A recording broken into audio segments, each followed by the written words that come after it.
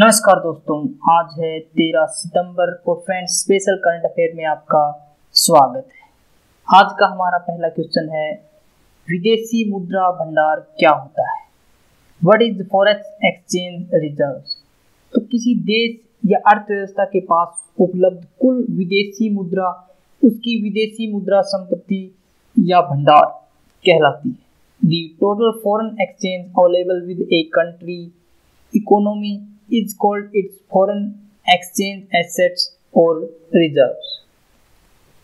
अंतर्राष्ट्रीय मुद्रा कोष के अनुसार आधिकारिक विदेशी मुद्रा भंडार मौद्रिक और विनिमय दर प्रबंधन के लिए निर्मित नीतियों में समर्थन और विश्वास बनाए रखने जैसे उद्देश्यों के लिए रखे जाते हैं।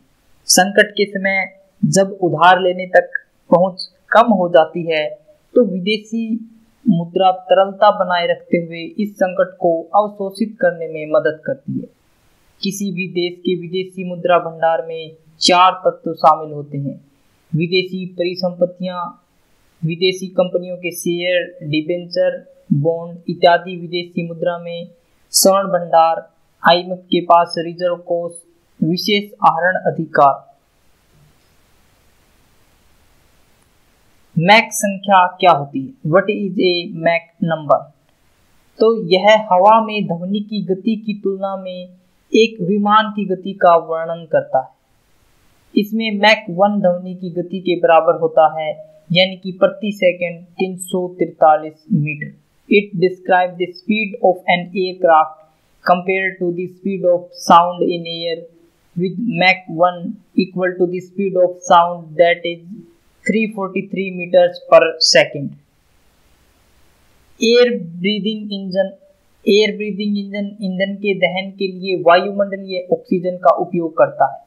इनमें टर्बोजेट, टर्बोप्रोप, रैमजेट और प्लस जेट शामिल हैं। यह प्रणाली उपयोग की दृष्टि से अन्य प्रणालियों की तुलना में हल्की, कुशल एवं लागत प्रभावी है।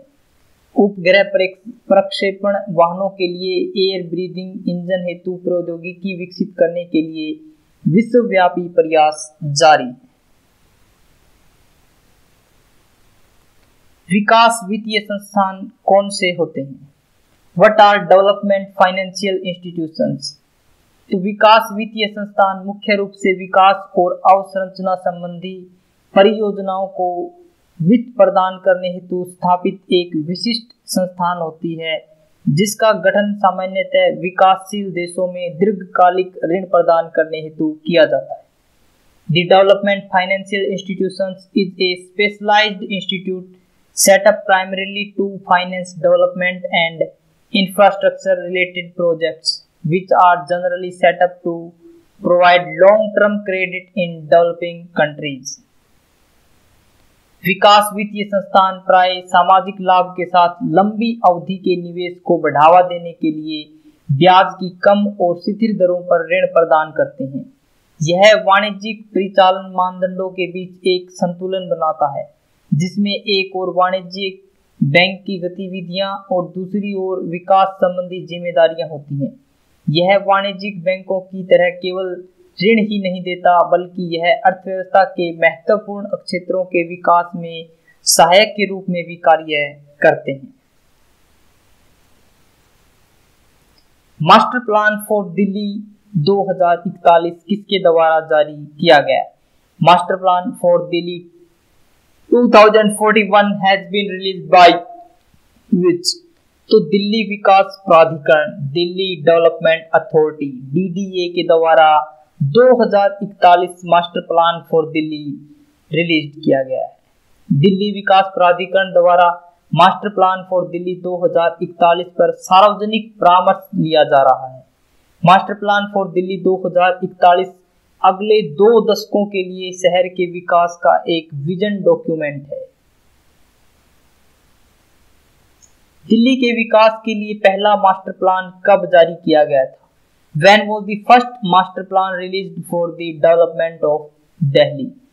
1 सितंबर 1962, 1981 के परिप्रेक्ष्य में 1 सितंबर 1962 in the context of the year 1981। दूसरा मास्टर प्लान 1 अगस्त 1992 को जारी किया गया था। इस मसौदे में कई विशेषताएं हैं, परंतु इसमें जल स्रोतों और उसके आसपास की भूमि पर विशेष ध्यान देकर शहर को नया आकार देने की बात कही गई है।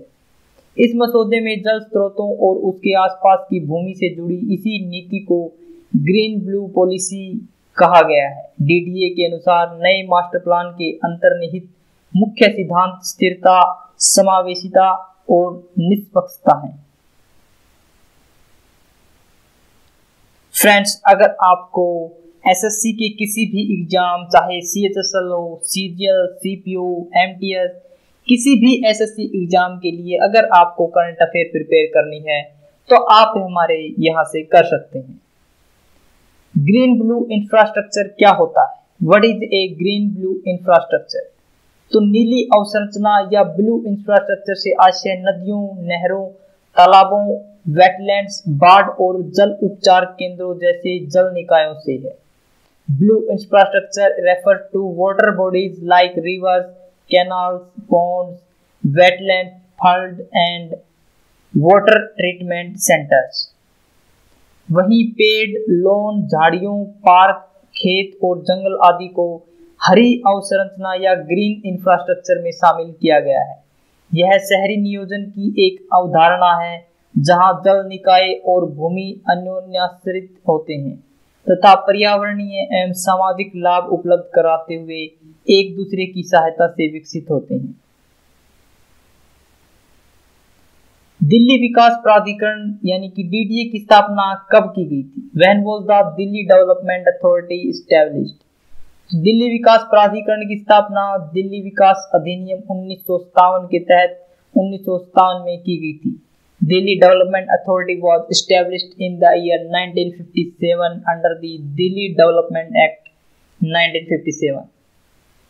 इसका उद्देश्य दिल्ली के विकास हेतु एक मास्टर प्लान तैयार करना और इसके अनुरूप विकास को बढ़ावा देना, भवन, इंजीनियरिंग, खनन और अन्य कार्यों को पूरा करना, भूमि और अन्य संपत्ति के अधिग्रहण, धारण, प्रबंधन और निपटान आदि से। भारत चीन वास्तविक नियंत्रण रेखा क्या है? India China, what is the line of actual control? LAC यह सीमांकन है जो भारतीय नियंत्रित क्षेत्र को चीनी नियंत्रित क्षेत्र से अलग करती है। भारत LAC को 3488 किलोमीटर लंबा मानता है, जबकि चीन इसे लगभग 2000 किलोमीटर लंबा मानता है। LAC is the demarcation that separates the Indian controlled area from the Chinese controlled zone। 3488 kilometer to India। LAC considers it to be about 2000 kilometer considers tall। इसे 3 भागों में बांटा गया है। पूर्वी क्षेत्र जो अरुणाचल प्रदेश और सिक्किम में नियंत्रण रेखा का सीमांकन करता है, मध्य क्षेत्र जो उत्तराखंड और हिमाचल प्रदेश में, लद्दाख में, पश्चिमी क्षेत्र लद्दाख में भारत चीन LAC वर्ष 1962 के युद्ध के बाद चीन द्वारा अवैध रूप से अतिक्रमित किए गए क्षेत्र का एक परिणाम है।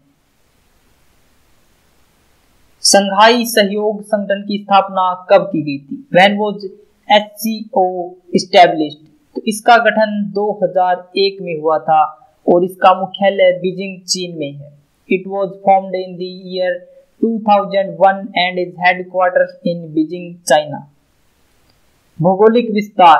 SCO एक महत्वपूर्ण संगठन है जिसका एक विशाल भौगोलिक विस्तार है और मध्य एशिया, दक्षिण एशिया और एशिया प्रशांत क्षेत्र के लिए महत्वपूर्ण है। यह एक प्रमुख यूरेशियाई संगठन है जो विश्व की आधी जनसंख्या का प्रतिनिधित्व करता है। यह एक स्थायी अंतर सरकारी संगठन है। इसके सदस्य राष्ट्र SCO में भारत, कजाकिस्तान, चीन, किर्गिस्तान, पाकिस्तान, रूस, तजाकिस्तान और उज्बेकिस्तान सहित 8 सदस्य राष्ट्र हैं एवं 4 पर्यवेक्षक राष्ट्र अफगानिस्तान, बेलारूस, ईरान और मंगोलिया हैं। रूस के आग्रह पर भारत 2017 में SCO में शामिल हुआ और चीन ने पाकिस्तान के प्रवेश के साथ SCO में भारत के प्रवेश को संतुलित किया। हमेशा ध्यान में रखिए कि आपका सफल होने का संकल्प किसी भी और संकल्प से महत्वपूर्ण है। काफी लोग कुछ भी चीजों को कह सकते हैं कि संकल्प ले लेते हैं उसे करने का, लेकिन हमेशा हमारा जो एक टारगेट होता है, हमारी जो सफलता का जो मुख्य द्वार होता है, वह हमारे किसी भी संकल्प से महत्वपूर्ण होता है। हमेशा हमें उस संकल्प को ध्यान में रखकर ही किसी दूसरे को कोई भी संकल्प या किसी भी प्रकार का कोई ऐसा वो देना चाहिए, ताकि हमारे जो हमारा लक्ष्य है उस पर कोई भी असर न हो। फ्रेंड्स, अगर आपको वीडियो अच्छी लगी तो इसे लाइक करें, शेयर करें और हमारे चैनल को सब्सक्राइब करें ताकि आपको नोटिफिकेशन मिलता रहे। अगर आपको इसकी पीडीएफ चाहिए तो आप हमारे टेलीग्राम ग्रुप से डाउनलोड कर सकते हैं, जिसका लिंक हमने डिस्क्रिप्शन बॉक्स में दिया हुआ है। आज के लिए इतना ही फ्रेंड्स। Thanks for watching.